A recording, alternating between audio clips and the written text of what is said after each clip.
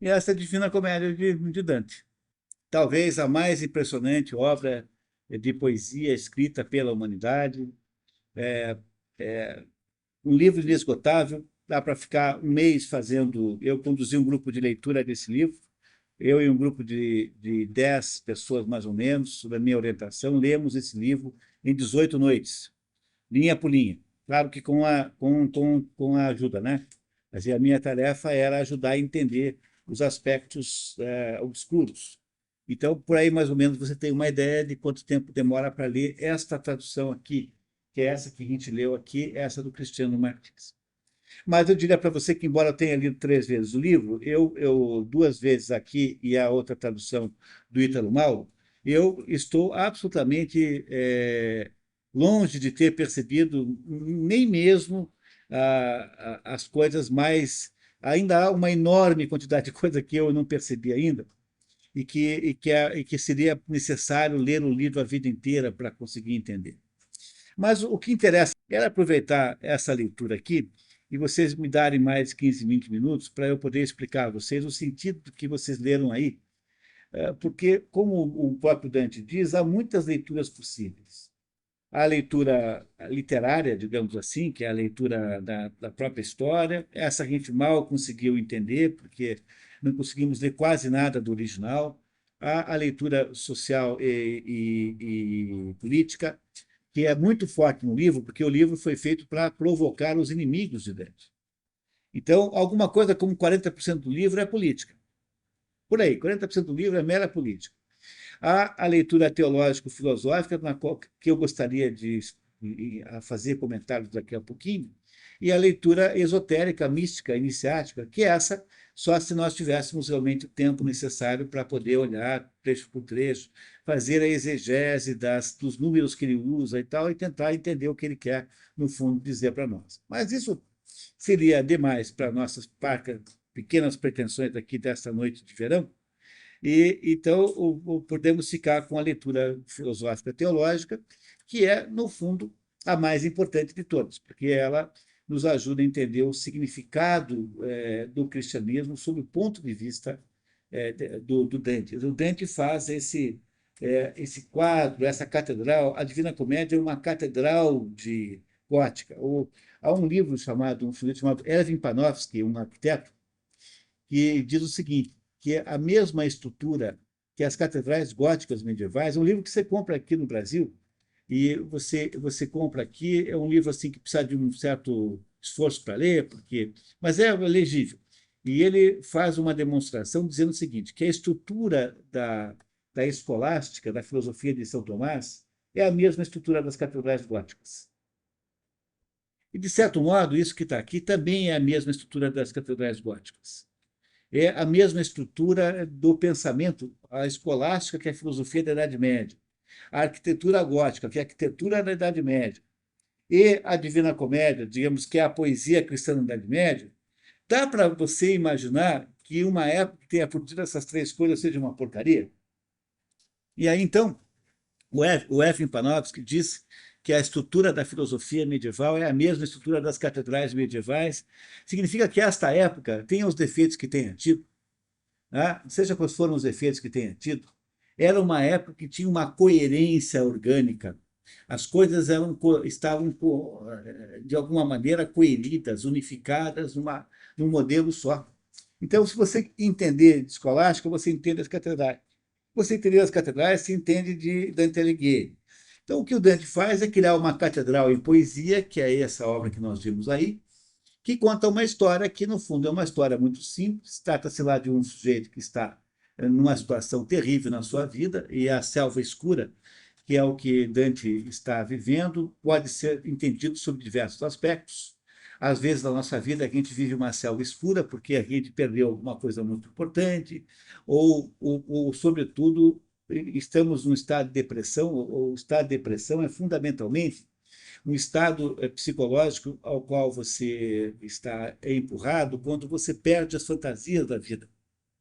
Quer dizer, a depressão normal, humana normal, tem as depressões aí patológicas de quem não tem determinados elementos químicos, que é essas pessoas depressivas por razões físicas, Mas a situação de depressão é completamente normal no ser humano, todo mundo fica deprimido de vez em quando, e a depressão é fundamentalmente baseada no fato de que você perde, quando você perde as ilusões, você se deprime. Quando você descobre que quem você ama não ama, quando você descobre que você achava que tinha uma situação econômica garantida e não tem. É o que acontece quando alguém perde um emprego, depois de muitos anos no emprego, quando alguém tem uma desilusão amorosa muito grande, coisas completamente naturais e passíveis de acontecer a qualquer um, não é isso? Então, a depressão é aquele estado em que o Dante se encontra.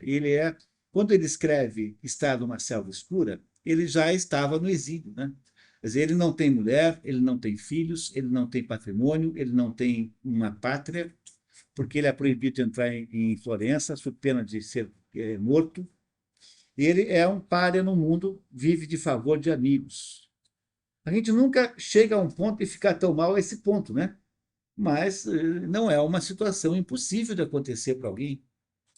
E o Dante, então, está numa selva escura, numa vida absolutamente inviável, até que essa selva escura dela ele é salvo por Virgílio, que, amando de Beatriz, o propõe que ele faça um passeio que já estava lá no livro do Ibn Arabi, né? Um passeio pelo inferno, ou seja, para passar pelo diabo e depois subir o monte do purgatório, que fica do outro lado, e depois subir aos céus. A primeira coisa que vocês notaram é que não se vai ao céu sem antes passar pelo diabo. Isso não quer dizer que você deva. O sentido simbólico disso é que só se vai ao céu quando você é capaz de vencer as tentações do diabo. Então, o diabo fará todo o possível, que o diabo não é inimigo, na cosmologia cristã, o diabo não é inimigo de Deus, Deus não tem inimigos. Ora, tenha paciência. Deus não tem inimigo nenhum. O diabo não é inimigo de Deus, o diabo é inimigo do homem, porque o diabo fica entre o céu e a terra, impedindo que o homem suba ao céu. Esse é o sentido metafísico do diabo. No fundo, o diabo é uma espécie de aspecto da mentalidade de Deus que é contrário ao homem, mais ou menos assim, porque o diabo não pode ter autonomia, ele não pode ter uma existência autônoma. O diabo tem que ser de alguma maneira parte da criação, ele não pode ser um sujeito que se inventou a si próprio. Não é isso? Não parece que é necessário que nós concluamos isso? Então, o diabo fica, o trono do diabo, como diz o Ibn Arabi, fica entre o céu e a terra. Você, para poder chegar ao céu, é preciso você desviar das armadilhas que o diabo fará para impedir, porque ele quer, lembra do início da conversa? Tudo que o diabo quer, Lúcifer, é que você não tenha o status que eles, anjos, tinham. Então, o que fazem os diabos é tentar impedir que você atinja aquele status. É como se Deus dissesse assim: olha, eu vou dar para vocês a chance de ganhar na vida, pô, mas eu vou botar aí algum esforço. Quer dizer, você quer chegar lá, tudo bem, mas vai ter que se esforçar. Entendeu? Quer dizer, o diabo é uma espécie de personal trainer de desgraça. Né? Mais ou menos isso. Tá? Quer dizer, ele está aí para você produzir, valorizar a sua capacidade de fazer essa conquista. Esse é o sentido do diabo. O diabo é um aspecto da mente de Deus que, de certo modo, é contrário ao homem. Não é isso? Toda criatura fica enchendo o saco. Você compra uma torradeira, aquela porcaria não funciona. Então, quando acaba, joga a torrada no teto. Não é isso? Toda criatura tem um potencial de rebelião contra o Criador. Toda criatura é assim. Eu sempre conto aqui para os meus alunos que a minha filha Clara, quando escrevia histórias de policial, histórias de detetive, ela tinha lá uma detetive chamada Ângela Frota. Ela tinha 12 anos, 10 anos. E ela um dia me disse que tinha matado a Ângela Frota. Eu disse, pô, mas por que você fez isso? Ah, eu empurrei aquela chata de um penhasco, pegou da história, né? Um jeito da mulher cair num penhasco abaixo de 500 metros para morrer mesmo. Mas por que você fez isso com a Ângela Frota? Estava querendo assumir o poder, estava querendo contar as histórias ela mesma. Pois esse é um fenômeno que acontece, por mais incrível que pareça. Todo mundo que escreve ficção, que conta histórias, percebe que as personagens, num dado momento, resolvem mandar na história. E o que os escritores fazem, de modo geral, é assassinar esses mais, assim, saidinhos. Fazem mesmo, assassinam mesmo, para parar de amolar. Quer dizer, toda criatura tem um potencial de rebelião contra o Criador. Esse é o sentido simbólico do diabo dentro da cosmologia cristã. E o ser humano, então, precisa passar pelo trono do diabo para poder chegar a Deus. E aí, então, atingir esse ponto é a grande viagem iniciática humana. É a viagem que sai da Terra, onde nós estamos aqui, dentro da nossa realidade corpórea, e então somos capazes de fazer esta viagem na direção do Deus, apesar da presença do diabo no caminho. Mas o que é fundamental entender nessa história, o próximo ponto para a gente entender o que ele quer nos dizer, é respondermos a seguinte pergunta: qual é a principal diferença entre os que estão condenados ao inferno e os que estão condenados ao purgatório? É o quê? A esperança. Né? Quer dizer, qual é a característica central do inferno? Se você considerar que os castigos existem nos dois, né? Há punições nos dois. Mas o que parece ser a coisa mais infernal de todas? A coisa mais infernal de todas é o fato de que no inferno, lachate omnia speranza voi que entrate. Quer dizer, no inferno há uma absoluta impossibilidade de salvação. No purgatório, não. No purgatório, os castigos e as punições e as penitências, que são apenas símbolos dos castigos da vida. Então, o que é o inferno? O inferno é você viver uma vida em que todos os problemas que você vivencia são completamente sem esperança, ou seja, eles serão solucionados por uma morte que representará uma espécie de apagamento geral de tudo, uma cessão geral, do mesmo modo que você se sacrifica um cachorro que foi atropelado com um tiro, você espera um tiro misericórdia da vida para abandoná-la e parar de sofrer. Essa é o que acontece na cabeça de quem está vivendo o inferno, no sentido simbólico de Dante. E se você está no purgatório, então aquilo que você está vivenciando tem um sentido para que você possa ultrapassar os obstáculos que lhe foram postos para produzir uma salvação. Portanto, a única diferença que há entre o inferno e o purgatório é a diferença que existe na sua mente entre a convicção da possibilidade de salvação ou não. É por isso que a essência do cristianismo está em fé, esperança e caridade. As relações maiores que há entre o cristão e Deus estão baseadas nessas três coisas. E essa é a razão pela qual Dante descreve essa desesperança infernal como sendo sem solução, porque você estabeleceu que não tem solução, porque você é o autor da própria prisão que você gerou, na medida em que você é incapaz de pedir ajuda para Deus, incapaz de impedir que Deus te salve. Veja que coisa interessante que é isso. Veja o judaísmo que veio antes do. Um judeu tem uma vida muito difícil, porque um judeu tem uma moral judaica que ele exercita.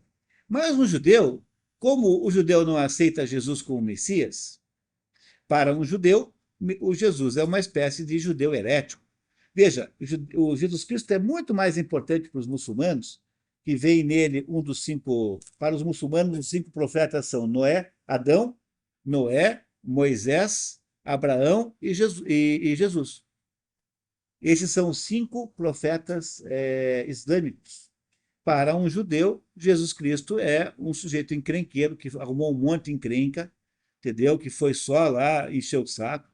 É isso que o judeu pensa sobre Jesus. Então, o judeu, como não vê em Jesus Cristo nenhum sentido, a não ser um sentido sociológico, histórico, para um judeu, tudo depende do que virá ainda. E os judeus ainda esperam que venha o Messias, que eles chamam simbolicamente da Jerusalém Celeste, quando haverá então o juízo final. Mas, enquanto isso, um judeu, mesmo praticando todos os atos de moral judaica, não tem garantia nenhuma de que ele vai se salvar. Porque não há nenhuma fórmula no judaísmo que garanta isso, porque as religiões nunca prometem a mesma coisa entre si. A única religião que promete a salvação da alma é o cristianismo. As outras não prometem isso. Tá? Então, um cristão tem uma vantagem enorme sobre um judeu, porque enquanto um judeu não sabe o que vai acontecer no futuro, o cristão tem certeza da sua salvação absolutamente certa. Se ele for capaz, obviamente, de acreditar nisso verdadeiramente. Daí a ideia da fé. Porque o que é o Natal, pessoal? O Natal é o nascimento do sujeito que vem aqui e diz assim: ó, pessoal, vocês estão me enchendo o saco mesmo. Vocês ficam com essa coisa de fruta, pecado original, como os judeus são.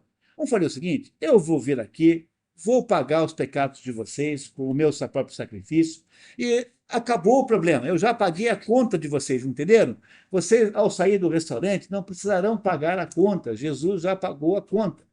Mas vocês têm que acreditar nisso, porque senão não adianta nada. A condição para você criar, sair do inferno e para o purgatório, é você entender isso. Portanto, o inferno e o purgatório são estados de existenciais que a própria pessoa cria para si própria. Como um judeu não sabe se será ou não salvo, o que ele faz? Qual é a estratégia judaica? É ficar amigo de Deus. Toda a religião judaica é o esforço dos judeus ficarem amigos de Deus. Porque eles, como não sabem se serão salvos ou não, eles ficam imaginando que no dia do juízo final, o Deus vai preferir salvar os amigos aos indiferentes, né? Então, é uma visão bem pragmática do assunto. Portanto, o judaísmo é uma religião com componentes de natureza assim: nós somos amigos de Deus, porque Deus nos escolheu, o povo escolhido. Então, nós somos diferentes do que os outros são para Deus. Entenderam o sentido do judaísmo qualquer? Mas nós cristãos, os que são cristãos aqui, não tem esta dúvida. Esta dúvida não existe no cristianismo e o significado do Natal é exatamente esse. É de que Deus já resolveu o problema da nossa, já nos salvou e que nós temos que fundamentalmente acreditar nisso. E isso que se chama de purgatório é viver a vida humana com todas as suas vicissitudes e seus problemas de uma maneira positiva e esperançosa de que isso é a maneira de você passar para o outro lado e se unificar com Deus novamente.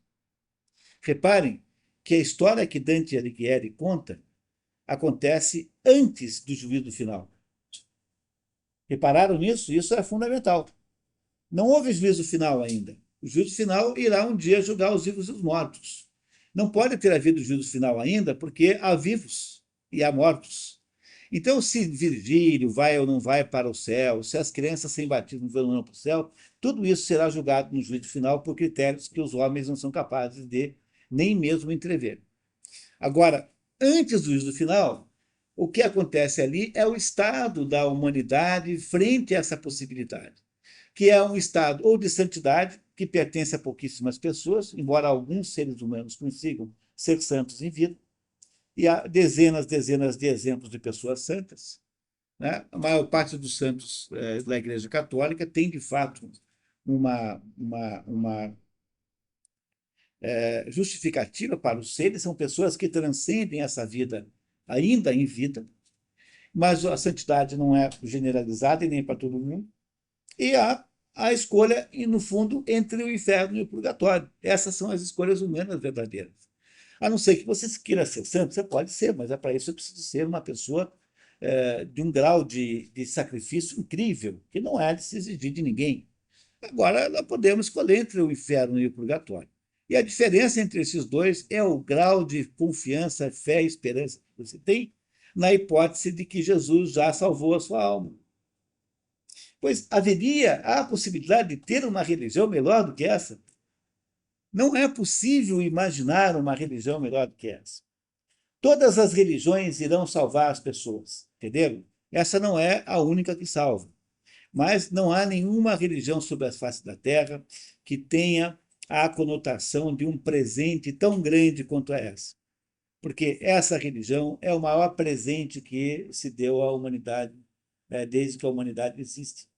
E ela é expressa, ela é desenhada com toda a clareza por Dante Alighieri nessa história maravilhosa chamada Divina Comédia, que vocês aqui, mais ou menos, né, viram aqui alguns fragmentos. No fundo, essa moça tem toda a razão, a sua interpretação está certa. Ou seja, aquilo que acontece nesta viagem, esta é uma viagem iniciática interna, pessoal.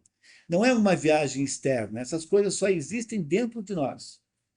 Porque se há algum mundo de outra natureza, só iremos saber no juízo final.